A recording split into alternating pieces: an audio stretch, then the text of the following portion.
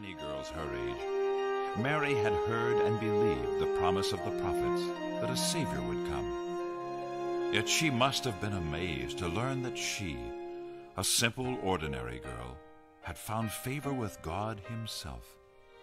For what could she possibly have to offer that would be worthy of a Savior? I guess it's only human when a mother feels afraid, but I don't know when the child will come or how my world will change. If the King of all the ages is to call my house his home, will he be content with so much less than he's already known? He knew glory, and yet he was willing to come, though it cost him the riches reserved for God's Son. What a measure of love, and soon the world will know. Christ has come, even though he knew glory.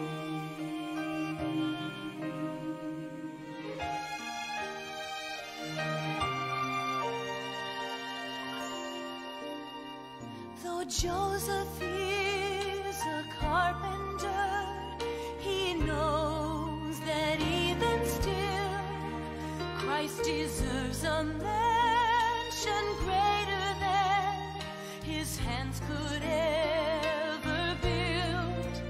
If the world were ours to offer, still I'm sure that Christ would find everything we have cannot compare to all he leaves behind. He knew glory, and yet he was willing to come, though it cost him the riches reserved for God's Son. What a measure of love, and soon the world will know. Christ has come, even though he knew glory.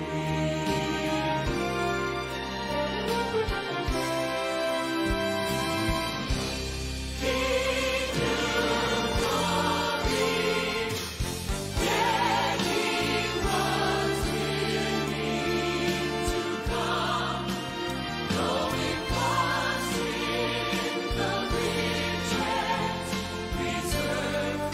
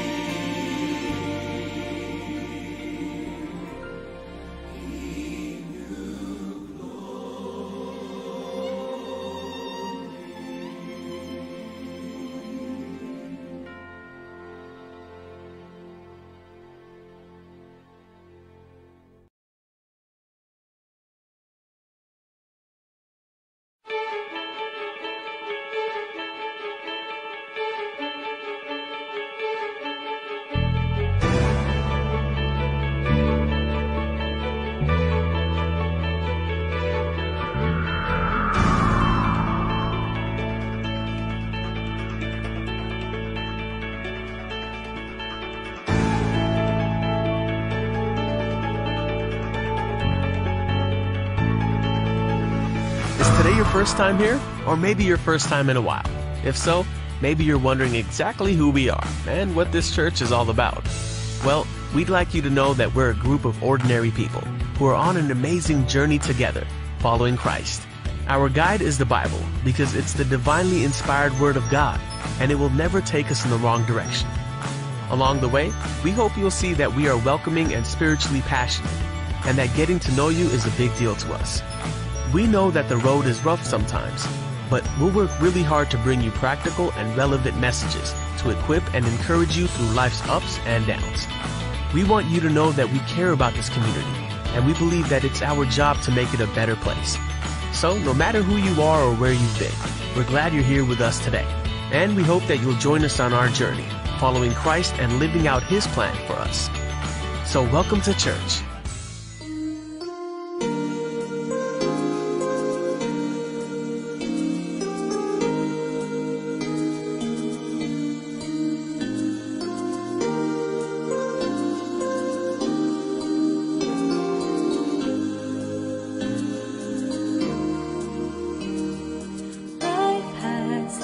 Ups and downs to live, needing strength in times of pains. Our hope in perfect harmony, knowing that Christ died for me. Faith can move the mountains, trusting Him in everything. So take our lives and let them be. Field has its ups and downs to fill, sharing God's word that will last. Planted and watered by His love, each seed that we sow will rise. Praise God for the harvest. In His fields our work is blessed. So take our lives and let them be. And when the days that rise ahead may seem impossible to face, But Christ the Lord Himself, He knows the way. this feeling just can't be so strong to praise our God forevermore.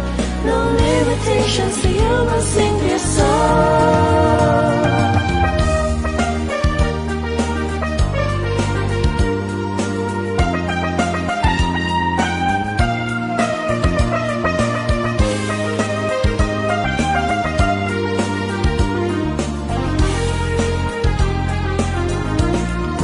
Build our lives upon your words, O Lord, to serve you with our grateful heart. So come and join, let's celebrate and praise our God.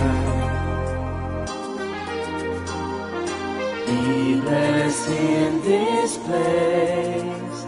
Lord, you church.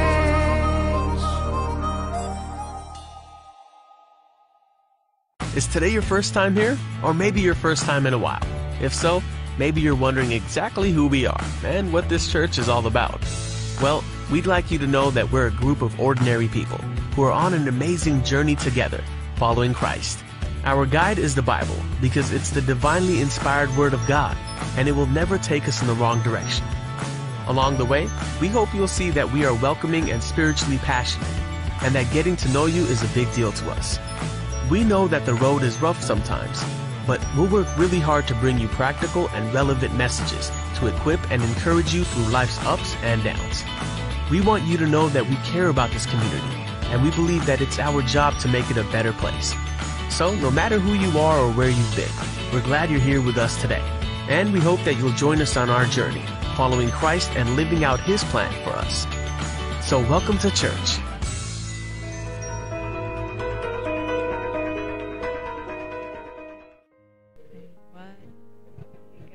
Merry Christmas morning, everyone. We welcome you today to celebrate the greatest story ever told. Angels whispered it, stars guided the way, and in a humble manger, our hope, Lord Jesus Christ, was born. As we celebrate today, let's open our hearts, embrace His wonder, and sing with joy. To start our celebration, let us all acknowledge the presence of the Lord amidst us through a prayer that will be led by Brother Manny Ate. May we request everyone to please stand. Okay, let us all stand.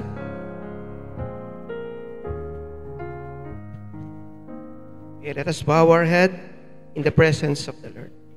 Okay, Heavenly Father, salamat po, O Diyos, sa sandaling ito. Salamat sa iyong biyaya, O Diyos.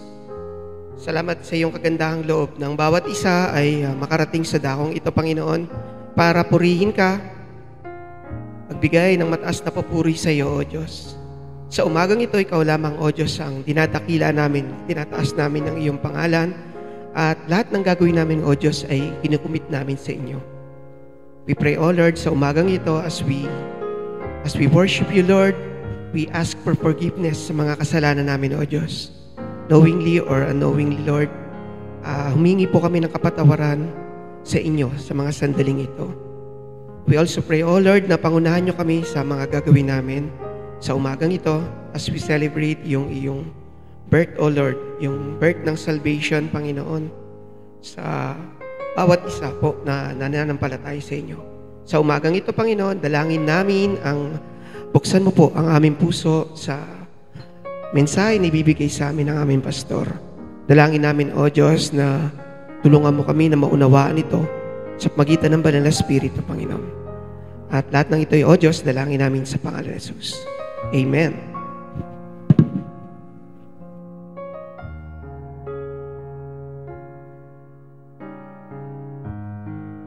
Sa ating pagpapatuloy, samahan niyo po ako na basahin ang ating scripture reading na makikita po natin sa ating mga program.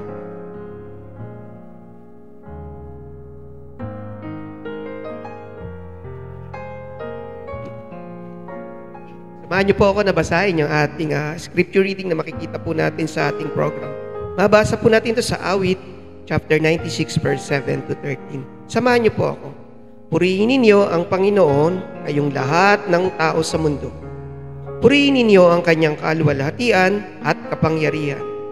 Bigay ninyo sa Panginoon ang mga papuring nararapat sa Kanya. Magdala kayo ng mga handog at pumunta sa templo. Sambahin ninyo ang kabanalan ng Panginoon. Matakot kayo sa Kanya, kayong lahat ng nasa sanlibutan.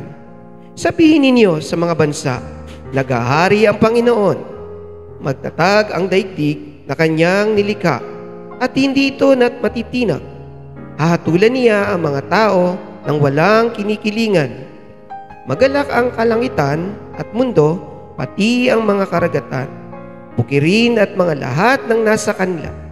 Lahat ng mga puno ng gubat ay umawit sa tuwa sa presensya ng Panginoon, dahil tiyak na darating siya upang hatulan ang mga tao sa mundo, batay sa kanyang katuwiran at katotohanan. Ito po ang salita ng Diyos.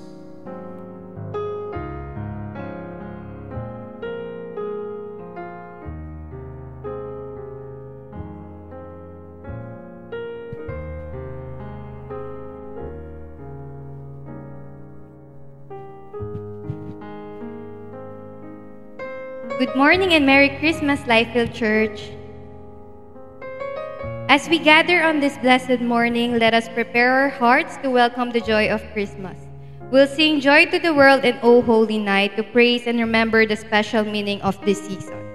Let the words of the songs remind us of the love and hope that Christmas brings. So as we sing, let's offer our worship and rejoice in the true message of Christmas. And now let's all together sing Joy to the World.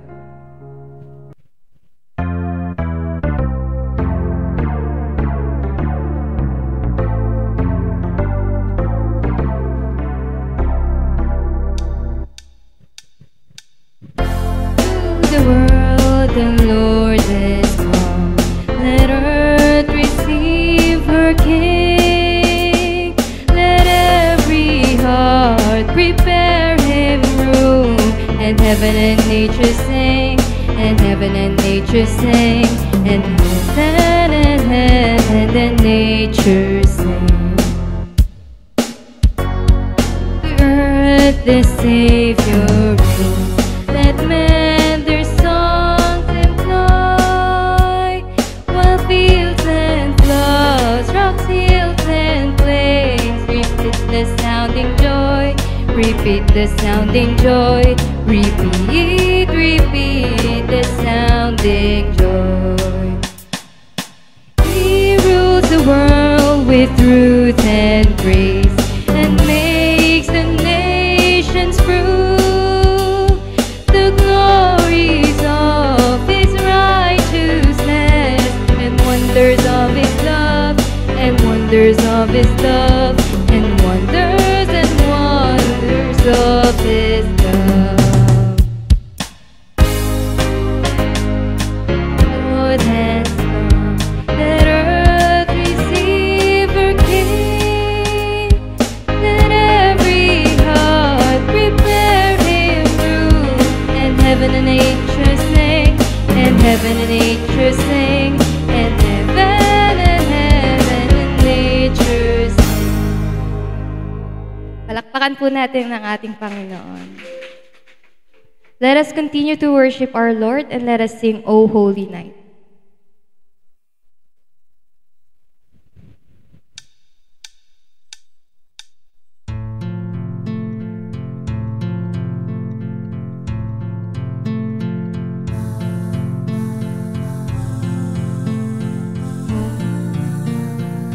Stars are brightly shining, it is the light of our dear Savior's birth.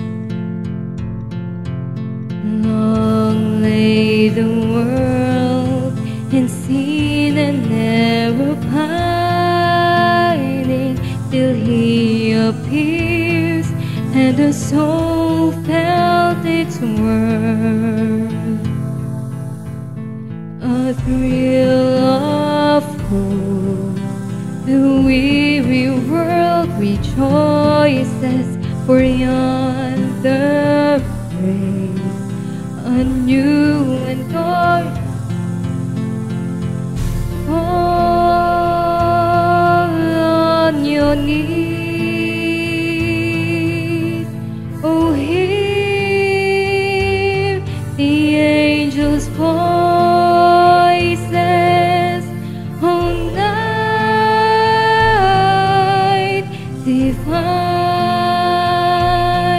oh, night when Christ was born, oh, night divine, oh, night divine.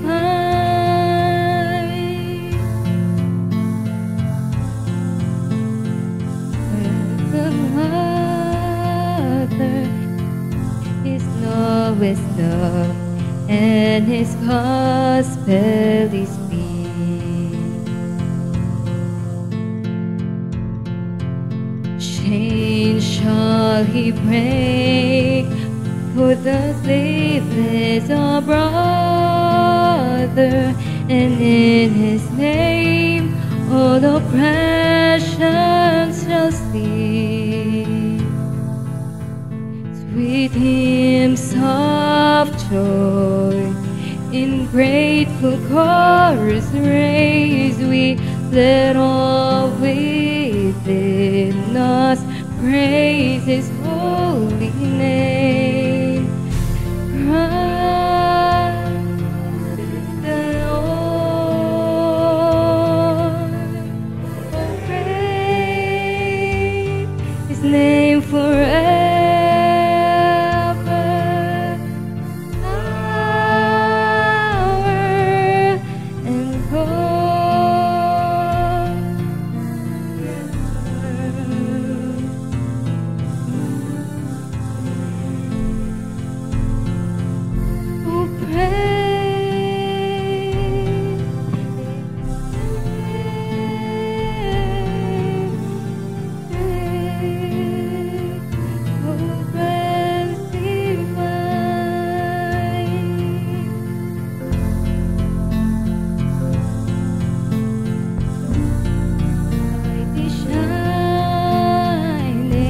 It is the night of our dear Savior's birth.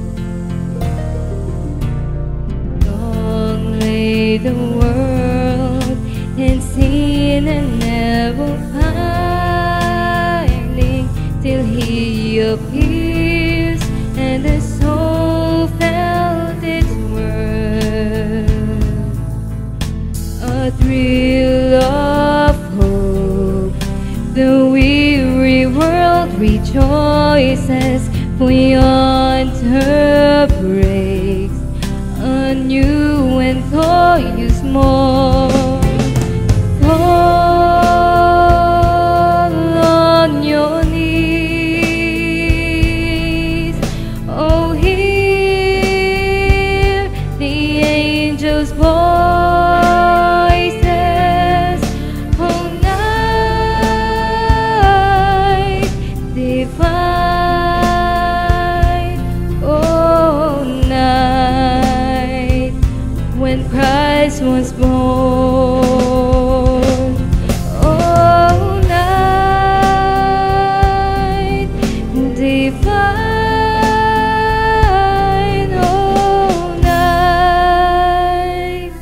oh, night divine. Palakpakan po natin ang ating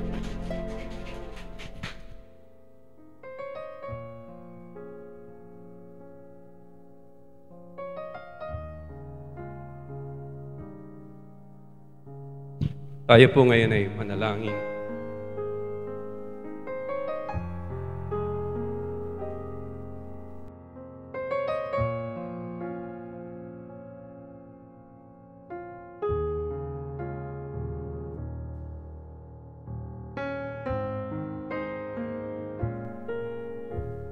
Dakilang Diyos, kami po ay nagbubunyi sa aming mga puso sa araw na to, sapagkat ngayon ay pinagdiriwang namin ang kapanganakan ng aming Panginoon, ng aming tagapagligtas, ang Panginoong Hesukristo.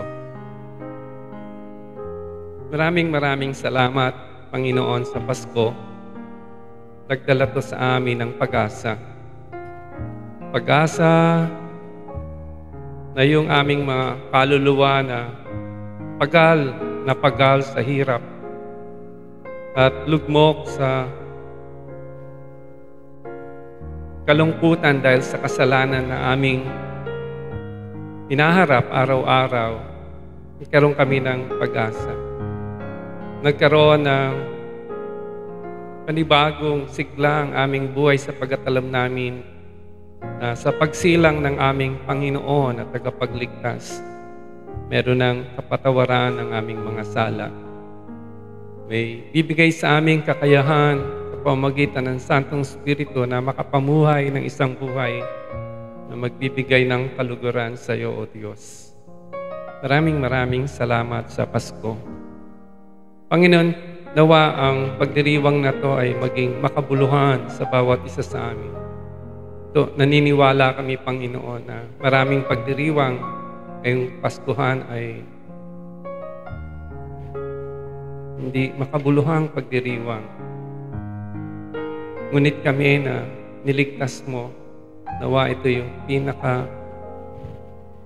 mabuting araw sa aming buhay, pinakamasaya, puno ng pag-asa, puno ng katotohanan na Ikaw, Diyos, ang magbibigay sa amin ng buhay at isang buhay na masagana. Ang iyong presensya sa amin araw-araw, paggabay mo sa amin ang magbibigay sa amin ng mga magagandang desisyon upang mangarap kami na sa mga darating pang araw o sa pagpasok ng panibagong taon, meron kaming buhay na pag-asa. At hinihiling po namin yan sa bawat isa. Pagpalain mo ang bawat isa sa amin ng pinakamainam at pinakamabuti mong pagpapala. Tulungan mo kami sa bawat pagsisikay po namin. Pagtatrabaho man o pag-aaral, pagninegosyo man, o anumang aming tinatangkilik, tulungan mo kami, Panginoon. Alam namin ang pagpapala ay hindi nanggagaling kung saan-saan lang. Ito ay galing sa iyo, Panginoon. O iunat mo ang mapagpala mong kamay, Diyos. Bawat isa, pagpalain kami at katagpuin ang bawat pangangailangan. Adalangin namin, O Diyos, na bigyan mo ng kagalingan sa katawang lupa ang mga kapatid namin na mahabang panahon ay may sakit at naghihirap dahil dito. Tulungan mo sila, Panginoon. Patuloy po naming nadalangin, naniniwala na kayo, Diyos, ay may kapangyarihan upang maggawad ng kagalingan na nais nila. Nadalangin din namin yung mga senior citizen po sa amin. Kami po ay manatiliin mong maging matatag sa aming mga pag-iisip, matatag sa aming mga programa sa buhay, nakapirmi ang aming desisyon sa iyong kalooban, at wag magpagal sa pagsaliksik ng pinakamainam at pinakamabuti galing sa iyo. Yan po yung lumakad kami sa kalooban mo, Panginoon. Adalangin namin ang mga kabataan, puno ng pag-asa, puno ng mga pangarap. Dalangin namin na ang patnubay mo sa bawat isa. Sa lahat po ng kanilang gagawin, maging sa iisipin. Dalangin po namin na tuwing nasamahan mo sila.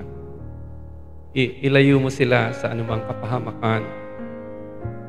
Tulungan mo silang ma-overcome nila ang mga pressure ng mundo upang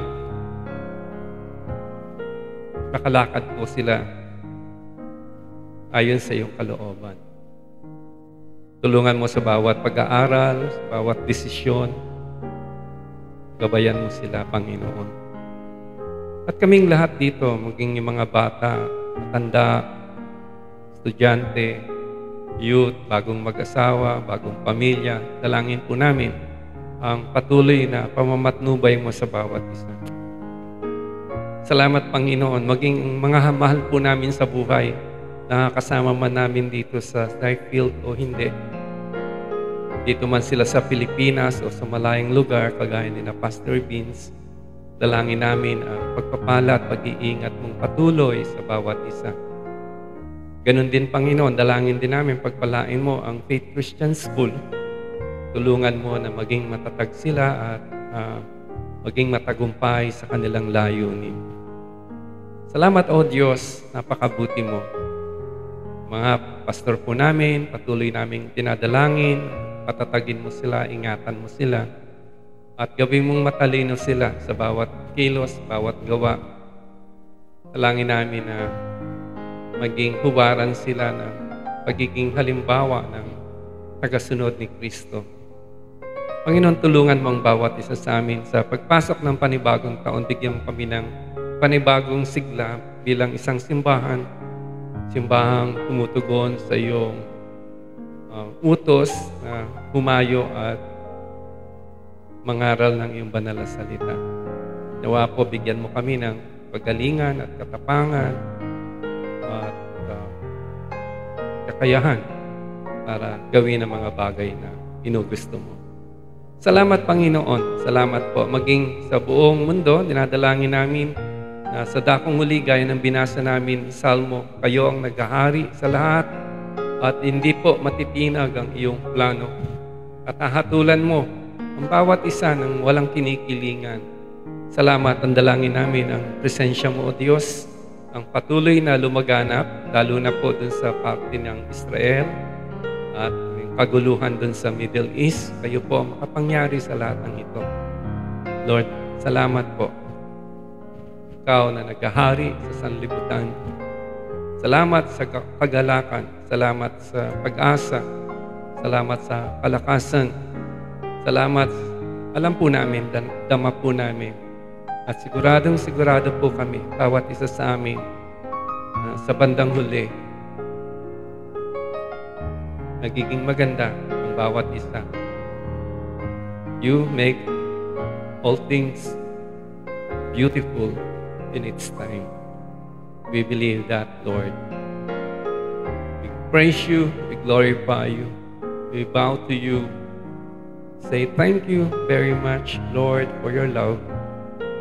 And we want to praise you and continue praising you and worshiping you, especially today as we celebrate the birth of our Savior, Jesus Christ. We pray that you may be glorified continually in all that we say and do for your glory and honor. This is our prayers in Jesus' name. Amen.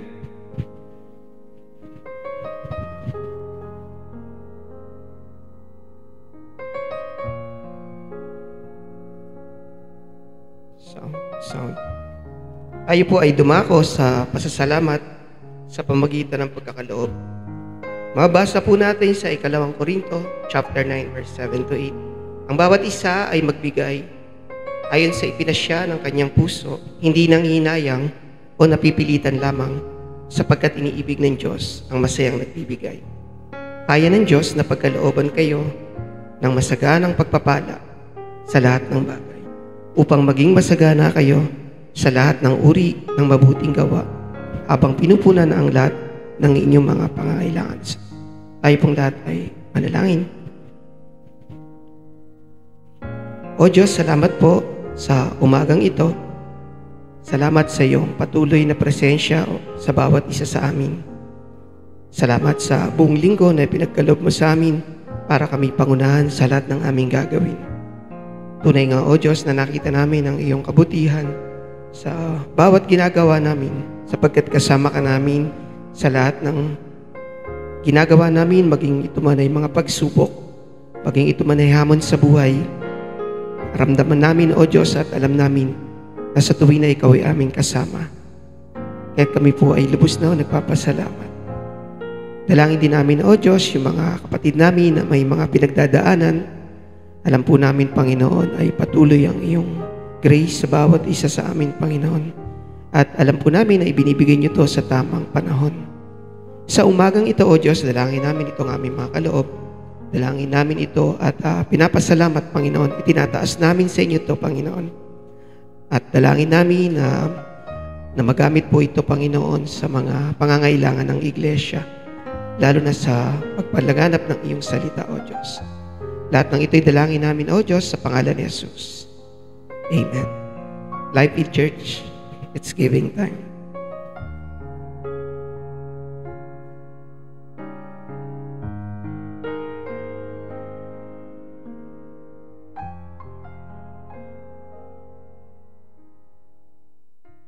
Magandang umaga po sa inyong lahat. Ang Pasko ay...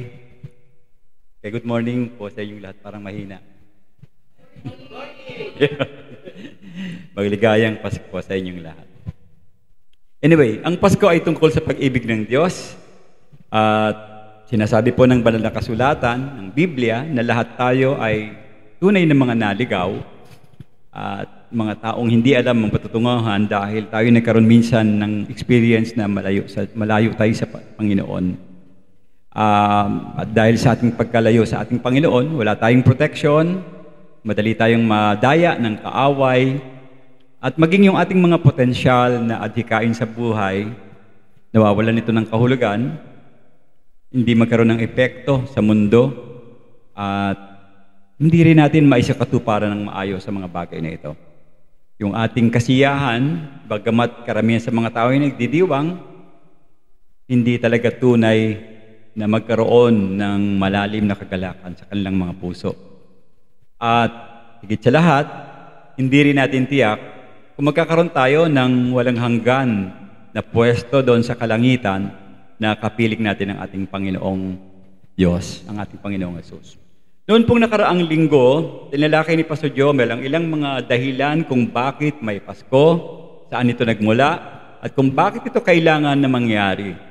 Alam niyo po na ang Pasko ay pagpapadala ng Diyos ng tagapagligtas upang hanapin at iligtas ang mga nawala at naligaw ng landas.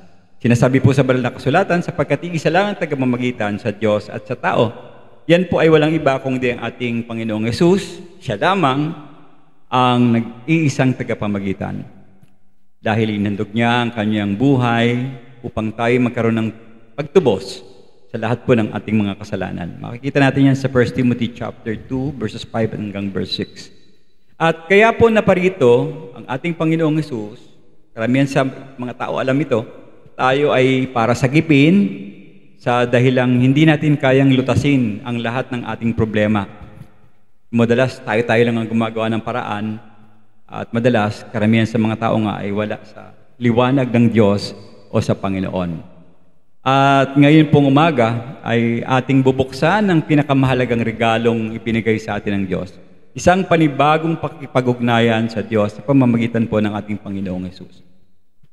Alam niyo po ba, noong hindi pa tayo kumikilala sa Panginoon, ang ating buhay ay parang nakakulong, sarado.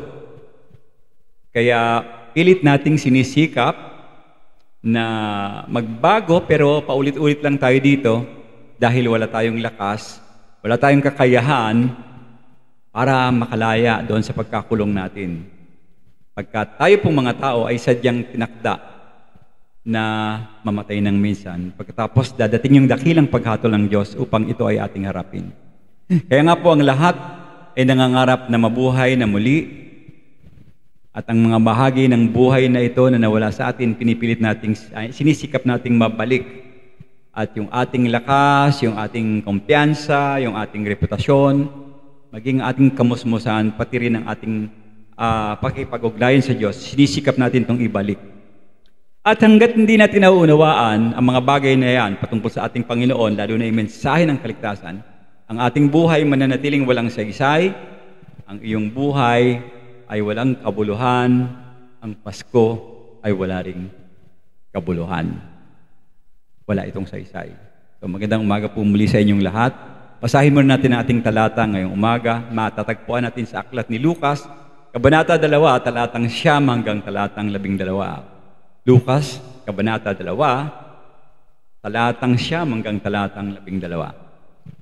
Kinagabihan sa lupainding iyon ay may mga pastol na parang nagbabantay ng kanilang mga kawan. Bigla na lang lumitaw sa harapan nila ang anghel ng Panginoon at ang kaluwalhatian ng Diyos ay nagliwanag sa kanilang paligid. Sila ay lubhang natakot, ngunit sinabi sa kanila ng anghel, "Huwag kayong matakot, sapagkat dala ko sa inyo ang mabuting balitang ikakagalak ng lahat ng tao. Sa araw na ito, isinilang sa bayan ni David ang inyong tagapagligtas, ang Kristong Panginoon. At ito ang palatandaan para sa inyo. Matatagpuan niyo ang isang sanggol na binalot sa lampin at nakahiga sa sabsaban." Dakilang Diyos, maraming salamat po sa umagang ito. Patnubayan niyo po ang aming maiking pag-aaral ng iyong dakilang salita. Sa pangalan po ng iyong anak na si Jesus, ito ang aking dalangin. Amen. Now, marami pong nagpapalagay ngayon na pagka daw nakipagbalikan tayo sa Diyos, pagkagalitan niya tayo at sisiya sa atin kung ano yung mga ginawa natin pagkakamali.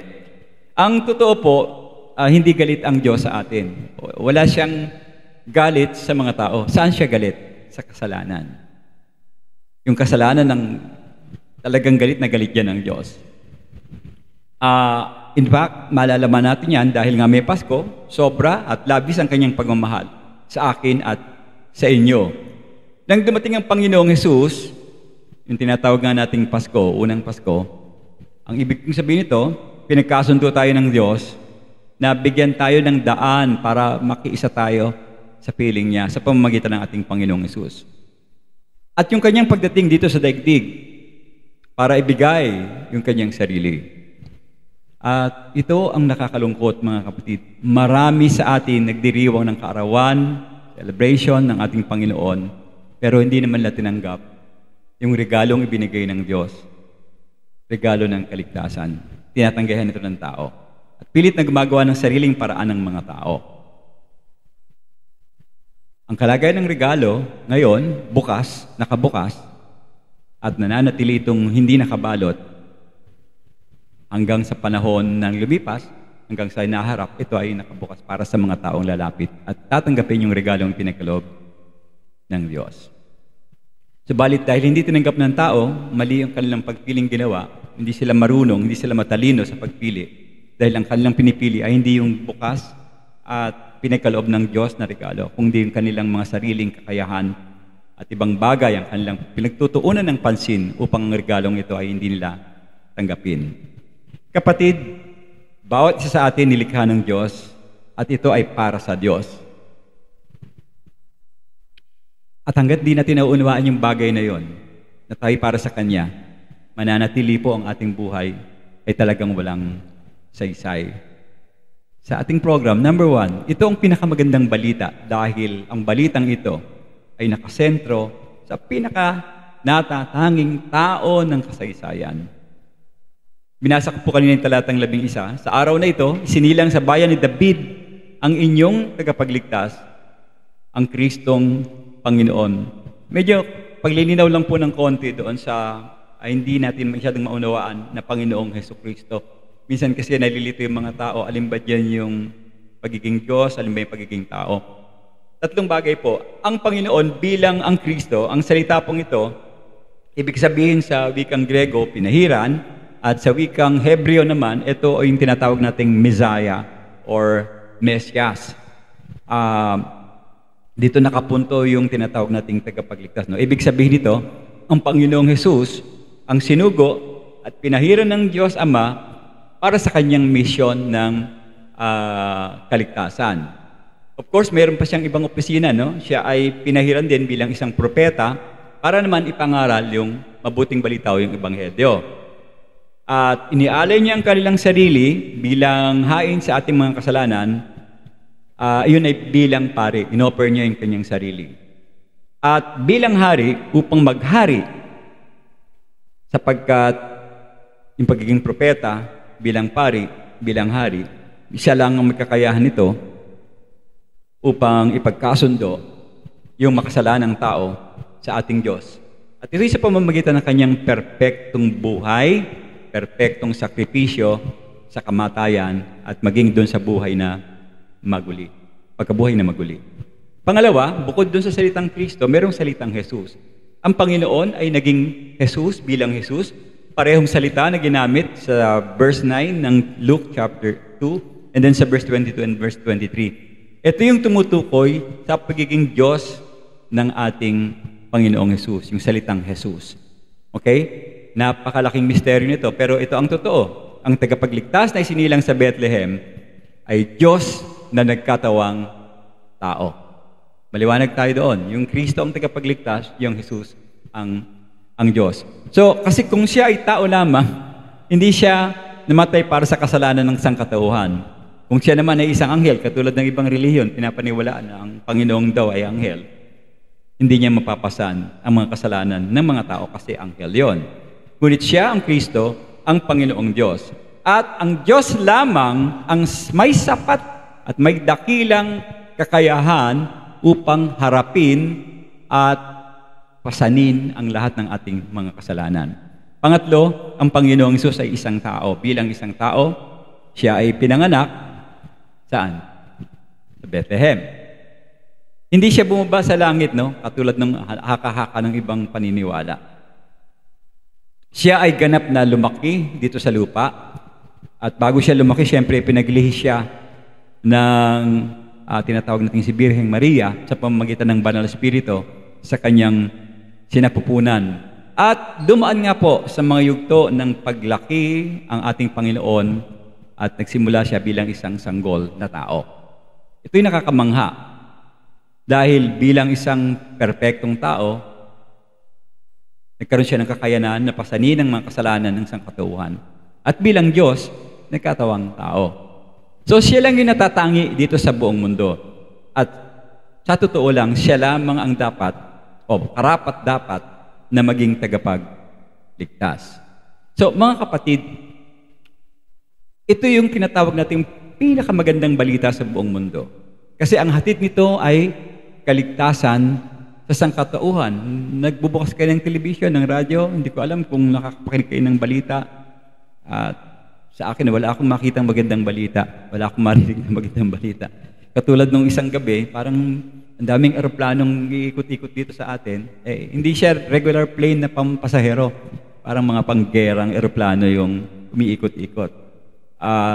Pumasok sa isip ko kasi yung World War II, December din, di ba? Nung umatake ang mga PON. So hindi magandang balita yan sakaling marinig natin yung mga bagay na yan na patuloy nagigirian dyan sa West Philippine Sea. Subalit, pagdating sa Pasko, sa kaligtasan pinagkaloob ng Panginoon, napakagandang balita nito.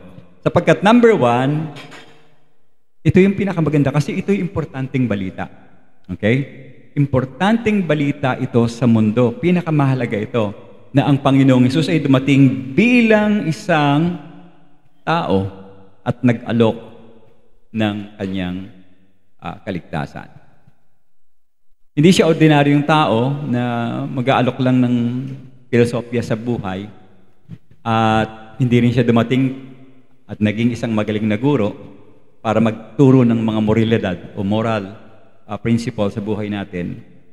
At sometimes itong morality, nagbibigay talaga siya ng mga kaaliw-aliw na mga tip at kapaki-pakinabang na pananaw sa kung paano tayo mabuhay. Ang dami niyan ngayon sa internet.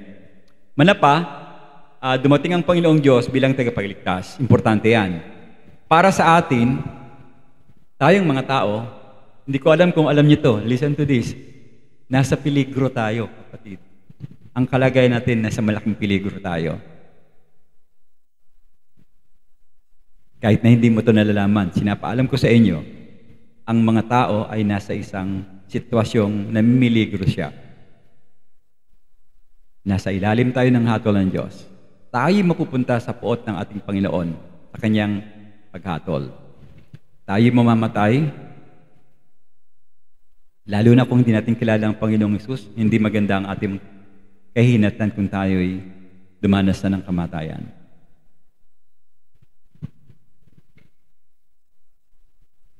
Parang katulad po ng isang kwento na merong isang bata na nahulog sa balon, makitid na balon. At nung nahulog yung bata sa balon, kaagad yung nanay at yung tatay naghanap sa kanya. Nagkaroon ng takot kasi napagtanto nila, nawawala yung anak nila. Saan kaya napunta yung anak nila? Hindi pa kayo pagka yung anak nyo nawala, siguro hindi na kayo mapapakali talaga. Kahit na anong itsura mo, hahanapin mo yan dahil nawawala siya. Ngunit, yung nanay, nakarinig ng isang tinig ng batang babae mula doon sa malalim, madilim na balon. So, what happened? Kaagad niya itong tinungo. Kasama siyempre yung mga kapitbahay na tumutulong din sa paghahanap. At bago pa nahuli ang lahat, nailigtas nila yung bata sa pagkalunod. Now, anong ibig sabihin dito? Anong kailangan ng bata? Kaligtasan. Hindi kailangan ng bata na tuturuan mo siya ng idea kung paano maging masaya sa ilalim ng balon. Hindi gano'n, ano? At hindi mo rin siya bibigyan ng mga prinsipyo na dapat niyang gawin dahil nandoon siya sa balon.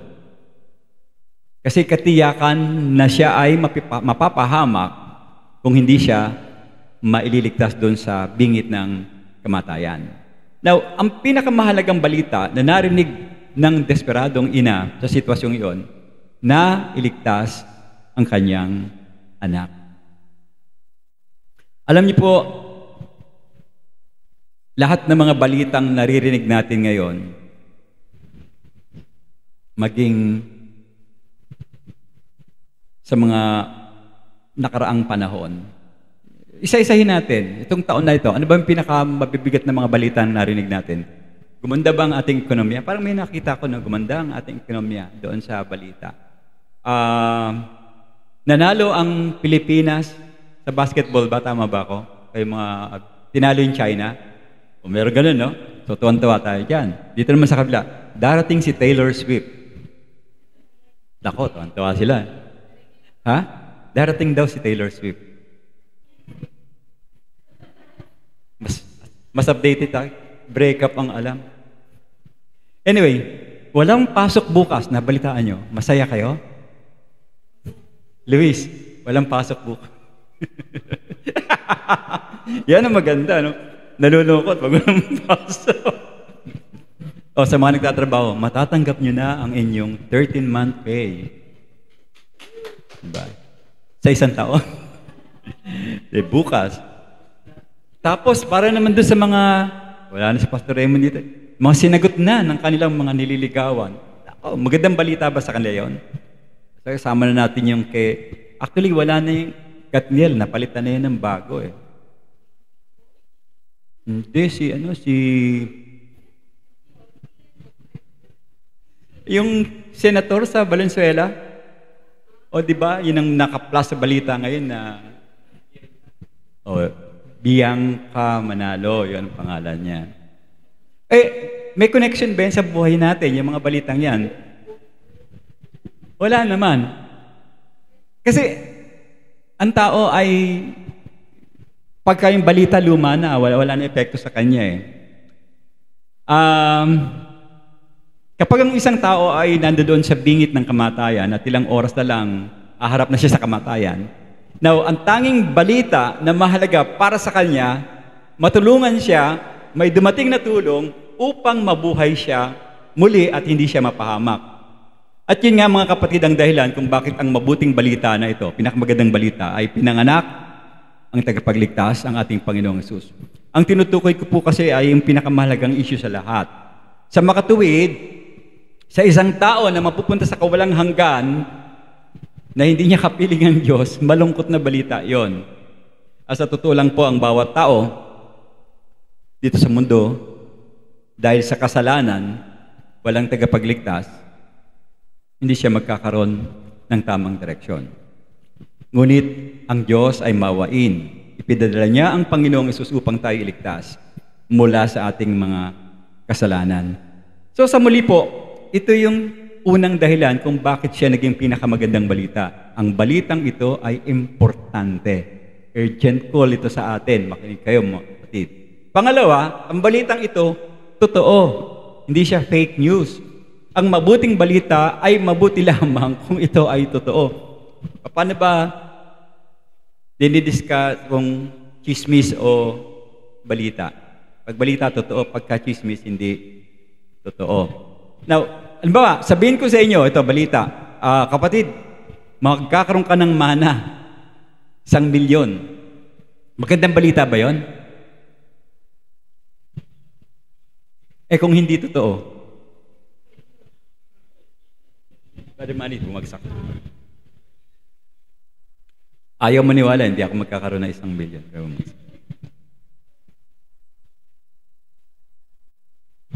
So, magandang balita yon kung yun totoo. Kasi kung gawa-gawa lang yon, hindi totoo, walang dahilan para ikaw ay matuwa dahil fake yon. Now, kung ang isang magandang alamat na nagpapainit naman sa ating puso tuwing Pasko, halimbawa, papalitan yung Pasko, kakwentuhan ng mga bagay na nakakakiliti. Hindi siya magiging direct yung pag-asa natin. Kasi alamat lang siya. Walang kawalang hanggang pag-asa doon. Ngunit kung totoo na maliligtas tayo ng Panginoong Hesus mula sa mga kasalanan, at tumpang hindi tayo mapasailalim sa hatol sa darating na panahon, dahil siya ay banal na Diyos, so dapat tayong maniwala dun sa balita na yon. Kasi totoo yung balita, si Jesus tagapagligtas, si Jesus Diyos, si Jesus na nagbayad ng kasalanan natin. Dapat tayong maniwala at kumilos. Ayon dun sa totoong balitang ito. So remember that ang Pasko ay hindi siya kwento, hindi siyang fairy tale. Nangyari ito sa kasaysayan. Nabasa natin sa verse 11, sa araw na ito, isinilang sa bayan ni David ang inyong tagapagligtas, ang Kristong Panginoon. Nangyari ito sa isang particular na araw ng kasaysayan, geographically, sa lokasyon na hinulaan ng mahabang panahon na nakalipas. So, ang pangyayaring totoong kasaysayan na itong mga pastol nga ang nakakita sa isang buhay na sanggol. Mapapansin niyo po, sinimulan ni Lucas, bago siya nagpunta doon sa kwento tungkol sa Panginoon, sa kanyang ebanghelyo, meron siyang sinabi sa atin, at maingat niya itong siniyasat, lahat-lahat. Sabi niya sa verse 3 ng chapter 1, at matapos ang aking masusing pagsisiyasat sa lahat mula sa simula, minabuti kong sumulat din ng isang maayos na salaysay, totoong balita, para sa inyo, kagalang-galang na Teopilo, upang maunawaan mo ang katiyakan ng mga bagay na itinuturo ko sa inyo, at maging mga ibang scholar po, mali rin ang kanilang pag-iisip tungkol sa buhay ng ating naging ina ng Panginoon, si Maria. Sa Biblia, ang totoo, si Maria, direktang pinagkunan ng impormasyon ni Lucas na nanggaling siya sa sinapupunan at pinagli siya sa pamamagitan ng tulong ng Banal na Espiritu. At ang pag-aalinlangan sa katotohanan ito ng tinatawag natin mga pangyayari na pinatunayan ng isang babae na may integridad, yan ay si Maria, na mas malapit kaysa sino man sa atin sa Diyos.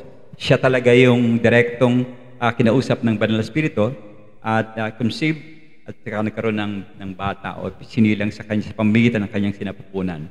So, ang katumpakan, the truth dahil sa history ng mga pangyayaring ito ay nagpapatunay din, maging ang mga apostol na sila ay naging saksi.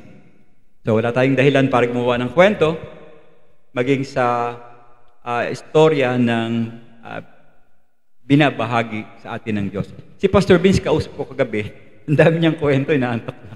Alas 12 na. Nagkikwento siya tungkol doon sa The Chosen, nire-recommend niya na panoorin natin. Nalaman ko na yung palang author nung teleserye yun, no? Seasonal yun galing kay John MacArthur. Kaya recommended sa inyo. Now, sabi sa verse 19, pinahalagahan ni Maria ang lahat ng mga ito sa kanyang kalooban at kanyang pinapagbulay-bulayan. Nagpupuring umalis ang mga pastol at nilawalhati ang Diyos sapagkat lahat ng kanilang nakita at narinig ay ayon sa sinabi sa kanila ng anghel. So bukod sa ang balita ay importante, ang balita rin ng Pasko ay totoo. Ang mga bagay na kanilang narinig at nakita, ito po ay isang karaniwan na sitwasyon. May isang mag-asawa at ang kanilang sanggol ay nandoon sa isang pasabsaban at doon isinilang ating Panginoon. Now, ito yung bagay, uri ng bagay na hindi pag-aaksayahan ng panahon ng mga marites. Hindi nila bibigyan ng puntos yan. Kasi nga, yung binanggit nyo kanina, mas bibigyan nila ng oras yan, yung mga bagay na walang kwenta. Pagkakakitaan nila yan. Pero yung kwento tungkol dito, they will not matter for this. Gagawa sila ng kwento tungkol sa Panginoon, tagapagligtas. Hindi naman related sa buhay nila, parang hindi... Okay, pwede lang dayain, no? Kapalabasin nilang isa-isang palasyo, pinanganak ang Panginoon, may mga royal attendant, and then may mga espesyal na mga kumikintab sa paligid. Siguro yun, baka bibilin pa ng tao, katulad ng ginawa ni Mr. Bean, may helicopter, kung anong ginawa doon sa Bethlehem. Kakagatin niya ng tao, pero pagdating doon sa original na version ng kapanganakan ng Panginoon, they don't care. Subalit, sa nabasa natin, ito ay tungkol sa isang karaniwang mag-asawa po. At isang sanggol na nakahiga sa pasabsaban. Sabi ko kanina, at hinarap yung tinatawag natin kaganapang ito na pinamuka sa sanlibutan na parang hindi ka panipaniwala. Kasi tayo, nabubuhay tayo sa kultura na higit nating tinalikuran nga yung paniniwala ng ganap na katotohanan. Marami po sa atin ngayon, nagsasabi silang Kristiyano, evangelical, pero sa kanila, ang katotohanan ay bagay na gumagana lang sa kanila individually. Pag hindi gumagana, they will not care. Hindi yan totoo. Halimbawa, merong relihiyon na okay sa buhay nila yon, sasabihin nila, tanggap yan, totoo yan, kasi gumagana sa kanila yan. Kung Kristiyano, gumana sa'yo, sa iba, hindi yan totoo. Dalawang sistema, magkasalungat. Ano po nangyari?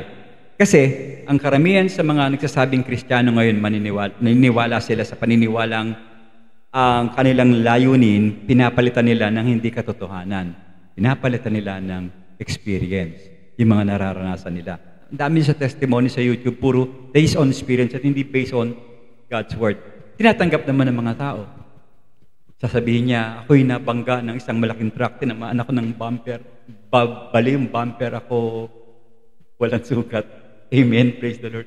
Tinatanggap ng mga tao yan, mga bagay na yan. Nagkaroon ng brownout sa aming lugar. Kami may ilaw, yung kapitbahay namin, wala silang ilaw. Amen, praise. Parang kapanipaniwala ba yun? Parang hindi. Pero, tinatanggap ng tao yan. Maraming naniniwala dyan. Lalo na pagdating dyan sa mga bagay na hindi talaga tanggap-tanggap. Nagiging option na lang yung paniniwala sa Panginoong Hesus bilang talagang tagapagligtas at Diyos na maghahari magpakailanman. So mga kapatid, hindi po isang bagay na maaari mong paniwalaan kung nakakatulong sa iyong pakiramdam ang isang bagay. Sapagkat ang iyong walang hanggang tadhana, ang tadhana natin, nakasalalay po sa isang magandang tugon sa ating Panginoong Hesus. So ang unang dahilan kung bakit ito pinakamagandang balita, ito'y importante, ito'y totoo, and lastly, ito ay napapanahon, mga kapatid. Hindi niyo pwedeng sabing hindi updated ang Bible. Lagi yung nauuna sa inyo. Kung mag-aaral kayo ng malalim, yung mga infrared, noon pa sa Old Testament, meron ng kwento tungkol sa infrared. Ngayon pa lang nadidiscovery ng mga tao. Ang issue, dapat maging tama yung ating pananaw. Kukonect natin sa tadhana natin sa ating Panginoong Hesus. Okay? Kasi, ang balita ay hindi naman talaga panapanabik kung ito ay luma na at higit sa lahat hindi nakaugnay sa buhay mo sa ngayon. Halimbawa, binalita ko sa iyo, alam niyo ba, namatay na si Jose Rizal. Anong dating sa inyo? Alam ko na yan, luma na yan. Ganun dating. Parang wala kang pakialam. Halimbawa, sinabi, hiwalay na pala si Chris at saka si James. May dating sa inyo. Pero yung sinasabi ni Bless, 5 milyon ang follower ng kwentong yun. Nagulat ako. 5 million, ang bilis. Sinabi lang na nag-break up. Bang klase. Pero pag tungkol doon sa lumang mga balita, wala silang pakialam dyan.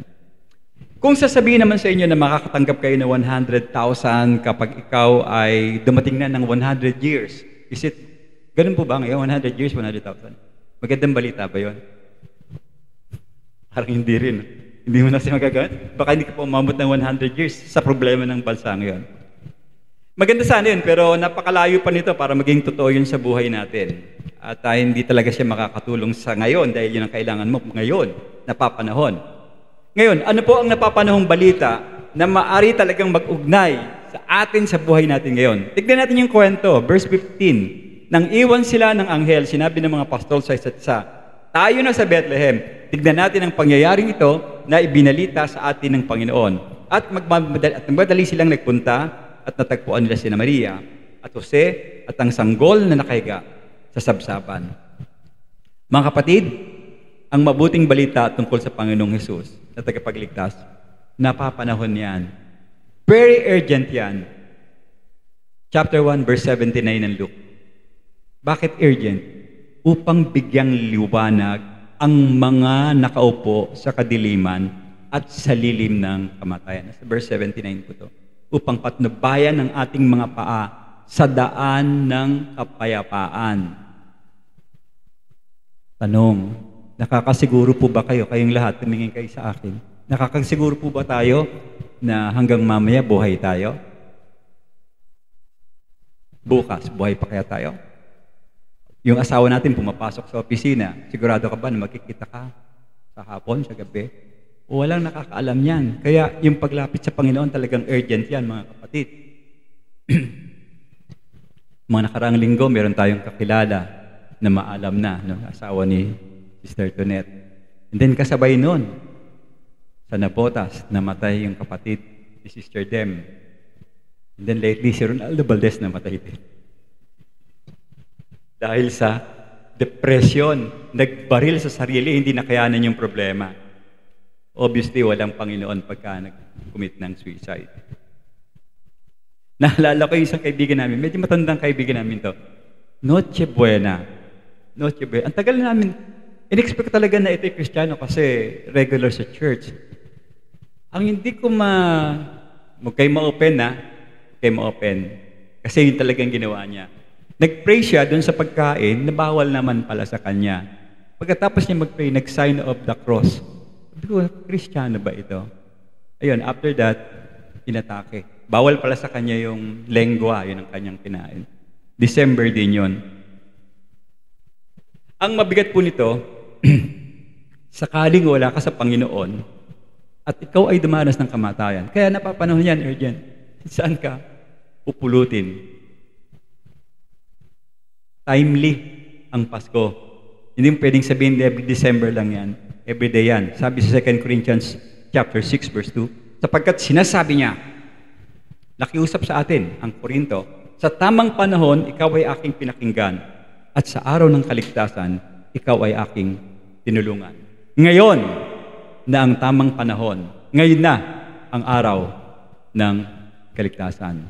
Mga kapatid, baka bukas wala na tayo. Tandaan po natin isang bagay na hindi dapat natin ipagpaliban ng araw na ibinigay sa atin ng Panginoong Diyos. Merong kwento sa Gawa, sa verse 31 ng chapter 16, nakakabayo sila tinatanong sila, ano pong gagawin ko para ako maligtas? Sabi ni Apostol Pablo, sumampalataya ka sa Panginoong Hesus at maliligtas ka, ikaw at ang iyong sambayan. Gaya ng ipinakita ng maraming kasulatan, marami pa pong talata, iniligtas tayo ng Diyos. At ang sinumang sandaling maniwala sa Panginoong Hesus bilang Panginoon, tagapagligtas sa Diyos, hindi mo na kailangan pahirapan pa ang iyong buhay. Gaano man kalaki ang gulo na ginawa mo sa sarili mo, kung babaling ka sa Panginoon bilang iyong tagapagligtas, ililigtas ka niya ngayon din. Subalit kung tatalikuran mo ang pagtitiwala sa Kanya, hindi mo talaga mauunawaan ang tunay na kahulugan at kalagayan ng pagharap sa Diyos, yung tinatawag nating Pasko. Kaya nga po, itong balita tungkol dito sa Pasko, ito yung pinakamagandang balita. Sana ganyan ang pag-unawa ng tao sa Pasko. Dapat nakasentro sa natatanging tao sa Diyos ng kasaysayan. Ano ba lang iba kundi ang ating Panginoong Jesus. Nakakalungkot, napalitan ng Santa Claus, di ba? Hindi na Jesus Christ, Santa ang nakapalit. Ibig sabihin, ang mabuting balitang ito ay nangangailangan ng personal nating tugon. Ang bawat tao ay dapat tumugon gaya ng ginawa ng mga pastol. Tumugon sila sa pamamagitan ng paniniwala sa ipinahayag sa kanila ng Diyos at sa pamamagitan ng anghel. Ang kanilang pananampalataya ay ipinakita sa pamamagitan ng kanilang pagpunta diretso mismo doon sa Bethlehem upang ito para sa kanilang sarili at pagkatapos bumalik na lumuluwalhati at nagpupuri sa ating Diyos. Ano ang nakita nila? Si Maria at si Jose at ang sanggol habang nakahiga sa isang pasabsaban. Pinapakilala po ng ating banal na kasulatan ng Ebanghelyo bilang salita ng Diyos ang nagkatawang tao. Kaya, mga kapatid, ang sanggol na isinilang noon, siya mismo ay salita ng Diyos na nagkatawang tao. Isa lang po ibig sabihin nito, ang Diyos ay dumating sa daigdig sa pamamagitan ng salita. Maghahatid ng kaligtasan para sa lahat. At yan ang ating ginugunita habang buong galak nating ipinagdiriwang ang Kapaskuhan. Dumating po sa ating daigdig ang Diyos sa pamamagitan ng kanyang bugtong na anak upang makapiling natin siya, malapitan, makausap at tayo magkaroon ng kaligtasan. Ang Diyos na nagkatawang tao katulad natin, ginawa niya ito sa pamamagitan ng kanyang pinangakong Mesyas na kapagligtas. Walang iba kundi ang ating Panginoong Jesus. Babalik-balikan ko yan kasi yan ang pinaka-importante na dapat niyong naiintindihan sa inyong buhay. Pinakamagandang balita, mahalaga, totoo, napapanahon. Gaano ka katagal tutugon sa mabuting balita na ang Panginoon ay dumating sa iyo bilang tagapagligtas? Kapatid, sa natitirang bahagi ng iyong buhay na hindi mo alam kung gaano katagal bago ka mauwi sa lupa, ipinapayo po ng Biblia na huwag na tayong magpaantala. Ngayon ang araw ng kaligtasan. Suko natin kapatid ang ating mga buhay sa Panginoon. Sa tanging Panginoon lamang pagkat siya ang magbibigay ng kahulugan sa pagdiriwang ng Pasko. Ang pagdiriwang ay walang saysay kung wala ang Panginoong Jesus. Maraming salamat, Panginoon, sa umagang ito. Maraming salamat po sa iyong gabay, sa iyo ang papuri at pasasalamat. In Jesus' name we pray and we give thanks. Amen.